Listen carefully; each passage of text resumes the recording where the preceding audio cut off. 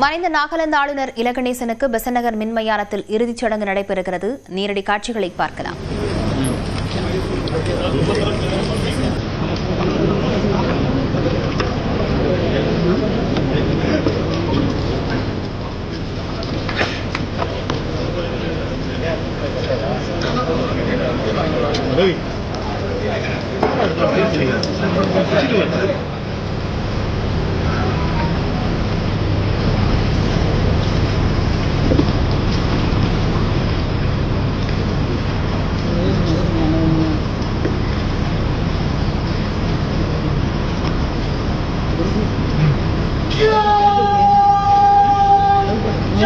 இது தொடர்பான விவரங்களுடன் செய்தியாளர் வேல்முருகன் இணைந்திருக்கிறார். வேல்முருகன், விவரங்களை பதிவு செய்யலாம்.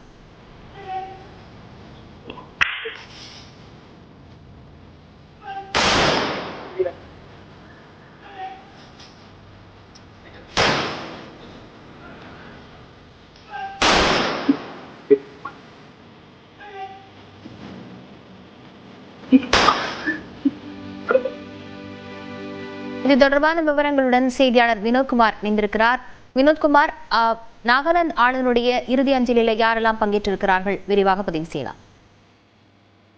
நிச்சயமாக நாகாலாந்து ஆளுநரும் பாஜகவின் முன்னாள் மாநில தலைவருமான இலகணேசன் நேற்று மாலை தனியார் மருத்துவமனையில் சிகிச்சை பலனின்றி உயிரிழந்தார். அவரது உடல் நேற்று தியாகராய நகரில் அவர் இல்லத்தில் வைக்கப்பட்டு பொதுமக்கள் அஞ்சலிக்காக வைக்கப்பட்டது. அதைத் தொடர்ந்து இன்று தற்போது அவரது உடல் இறுதி சடங்கானது நடைபெற்று வருகின்றன. பெசன்ட் நகர் மின் மயானத்தில் நடைபெற்று வரும் இந்த இறுதிச் சடங்கில் நாகாலாந்தினுடைய முதல்வர், துணை முதல்வர், மகாராஷ்டிராவின் ஆளுநர், தமிழ்நாடு ஆளுநர் RN ரவி, தமிழக அமைச்சர்கள் மா சுப்பிரமணியன், ரகுபதி, பாஜக மாநில தலைவர் நயனார் நாகேந்திரன், மத்திய இணையமைச்சர் முருகன் உள்ளிட்ட பல்வேறு முக்கிய தலைவர்கள் இந்த இறுதிச் சடங்கில் கலந்து கொண்டுள்ளனர். தற்பொழுது ராணுவ மரியாதை, அரசு மரியாதை சார்பில் 56 குண்டுகள் முழங்க தற்போது அரசு மரியாதை நடைபெற்றது.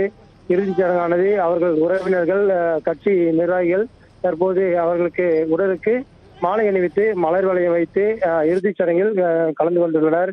தொடர்ந்து இன்னும் சற்று நேரத்தில் அவரது உடல் மின் மயானத்தில் எரியூட்டப்பட உள்ளது. அதற்கான பணிகள் தற்போது நடைபெற்று வருகின்றன.